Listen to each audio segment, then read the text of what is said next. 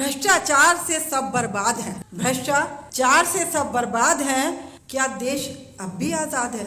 आप लोग क्या सोचते हैं, क्या हम आजाद हैं? इन काले ब्रिटिशर्स से उनके शिकंजे में इस कदर कस गए हैं कि हमें निकलना मुश्किल हो रहा है। मैं एक भारतीय ईसाई हूँ, मैं गर्व से कहती हूँ कि मैं एक भारतीय ईसाई हूँ। धर्म परिवर्तन का जो आरोप हम पर लगाया गया है, यदि हिंदुस्तान में देखा जाए तो ऑलमोस्ट 80% क्रिश्चियन स्कूल हैं, जिसमें 95% हिंदू मुस्लिम सिख ईसाइयों के बच्चे पढ़ते हैं।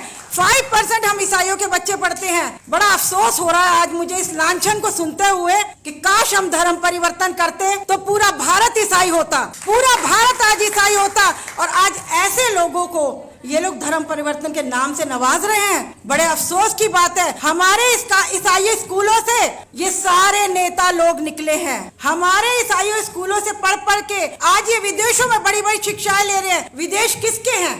तो साथियों, इस चीज को हमने सोचना है। समानता का अधिकार तो इन्हें पता नहीं है। एक सवाल मेरे दिल में हमेशा कहता है, मैं अपने आप से सवाल करती हूँ कि ये कहते हैं एंटी कन्वर्जन लॉ।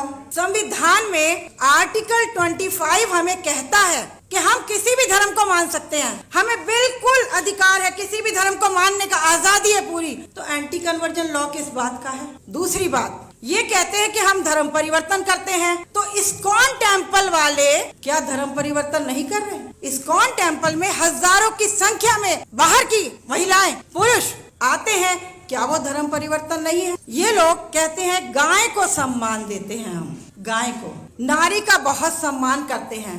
बिल्कुल लेटेस्ट में बात कह रही हूँ, यदि ये नारी का सम्मान कहते हैं तो हमारी प्रेसिडेंट मिसेस द्रौपदी मुर्मू को पार्लियामेंट का उद्घाटन करने के लिए क्यों नहीं बुलाया गया? बड़े अफसोस की बात है, क्योंकि इनके अंदर जातिवाद भरा हुआ है, इनके अंदर ऊंच और नीचता की बातें भरी हुई है। इसलिए हमारी उस बहन को मैं कंडेम करती हूँ इस बात को कि उन्हें क्यों नहीं बुलाया गया, जबकि ये अधिकार सिर्फ उनका था। बिल्किस बानो, आसिफा, आज इनकी जबानें नहीं खुल रही। क्यों नहीं खुल रही?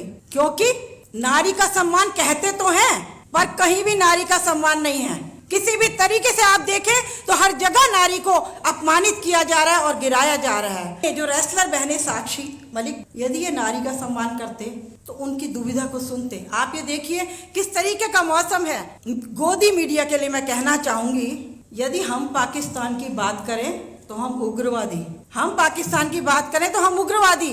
जब इमरान के किस्से चल रहे थे, उधर हमारा मणिपुर जल रहा था, एक भी मीडिया ने मणिपुर का कुछ नहीं दिखाया। पाकिस्तान की बातें करी जा रही हैं। तो क्या इस गोदी मीडिया का कोई इलाज नहीं है? क्या कोई अगली सरकार आएगी तो ये गोदी मीडिया क्या उस सरकार में काम नहीं करेगा? हिजाब पर किस तरीके से तंज कसे जा रहे हैं, स्कूलों में लड़कियों को किस तरीके से बेइज्जत किया जा रहा है, क्या ये है हमारे भारत की हकीकत? क्या इस तरीके से लड़कियों को, बहनों को अपमान किया जाएगा?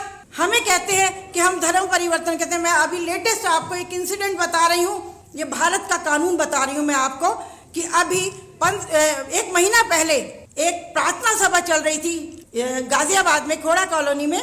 वहाँ प्रार्थना सभा में ये दंगाई गए और उन दंगाइयों ने जाकर पास्टर को और उसकी वाइफ को धर्म परिवर्तन के आरोप में जेल में डाल दिया। उसका बच्चा 1.5 साल का था। आप ये सोचिए, 1.5 साल का बच्चा अपनी माँ के साथ जेल में है, क्या होगा उसका फ्यूचर? कहाँ है सरकार? क्यों नहीं उसके कानों तक हमारी आवाजें पहुंच रही हैं? तो भाई और बहनों, बहुत सी बातें, बहुत कुछ लेके आई थी, पर भाई ने टाइम ही बहुत शॉर्ट कर दिया, तो मैं नहीं कह पाऊंगी।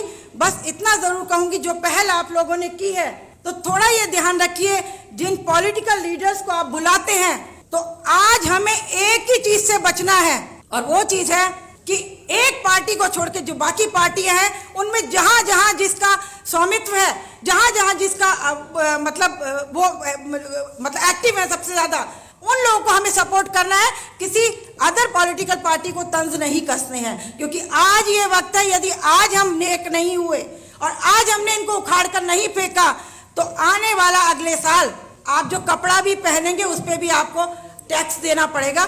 Thank you so much. God bless you all.